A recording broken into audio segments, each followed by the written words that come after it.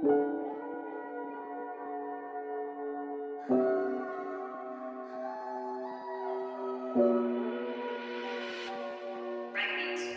çıkarma gözüme görünme, bitirdi içimizi hem de ölümüne. Ben seni unuturam daha da dözmürəm, yaraların açılacak hem de derinine. Yolla bu hasretin lap sonuna gidenli kalanları içimde düşünmeden. Zaman zəhəri bize merhem yok, ayırdık yolları her ikimiz üzülmeden. Gep gidebilsen benden uzak kal, unuturam adını da çıkarıram yattan. Sevse de bilsen gözyaları daha, ben yandım orada gelilere bakma. Değişirem hayatımı ben silip baştan, anladım ahırda olmaz ondan. Bir olmadık biz olmadık, olsun kısmetin ardadım hep senin orada. Başkayan farklıyam aynalara, elimi uzadırım teşmeni anlayana. Belki gözler bizleri götürmez ama akışırındı seninle batmaz günaha. Ne fark eder dinle ne dert eder beni, bedelimi günahımı öder miyim ben? Biter mi gururun en sonunda ya da yaralar mı, ne tarafın acı bu nifret? Dözdüm seninle acılara, ben değişip hiç kime acımaram. Ben bağlı o kapıların ardında, gece yatmayıp tek seni aradım da. Ne oldu bəs sonu bunu mənə utanmadı, mənə doğru mu yalanına çevirmedi.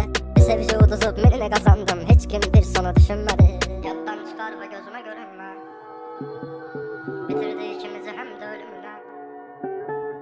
Ben seni unuturam daha da dözmürəm, yaralarım açılacak hem de derdine.